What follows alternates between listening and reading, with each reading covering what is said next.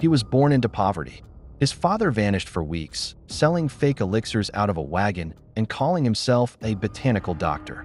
He lied for a living, taught his son that the world belonged to those who outsmarted it. His mother was the opposite, cold, religious, and unbreakable. She taught him restraint, silence, discipline. He learned both sides.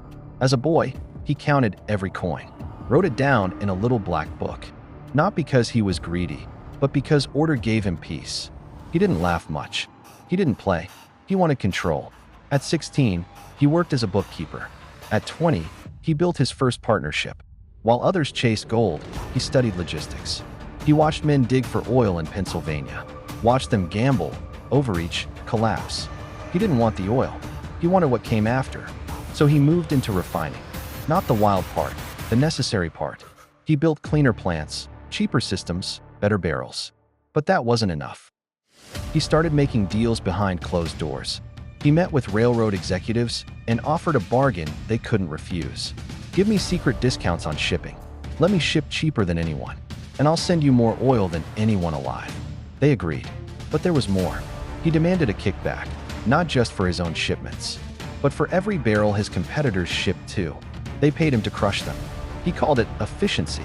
They called it something else, suicide. Then came the silence.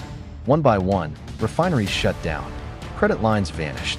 Banks refused loans to anyone not under his umbrella. He bought plants at a fraction of their value, or destroyed them with price wars.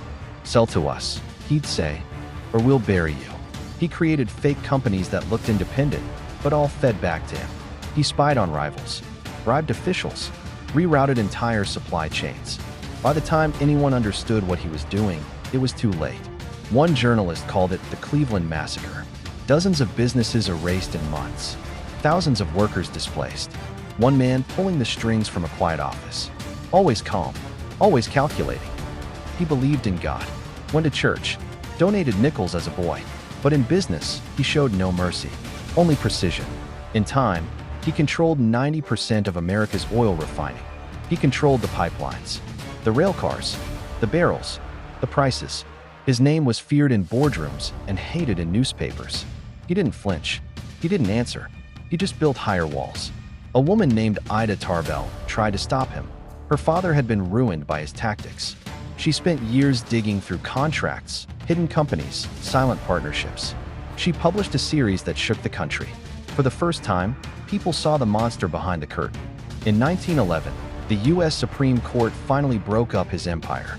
34 companies were born from the ashes. Among them, Exxon, Mobil, Chevron. But he didn't lose. The value of his stock soared. He became the richest man on earth. And only then did he begin to give it away. Universities, laboratories, medical research, campaigns against malaria, hookworm, yellow fever. He saved millions of lives. But some never forgave him. Not because he was rich, but because he rewrote the rules. Because he made the market bow. Because he treated people like chess pieces. He didn't raise his voice, didn't carry a gun, didn't run for office. But no president, no banker, no general held the power he did. He lived to 97, died in silence, and left behind a world shaped in his image. His name was John Davison Rockefeller.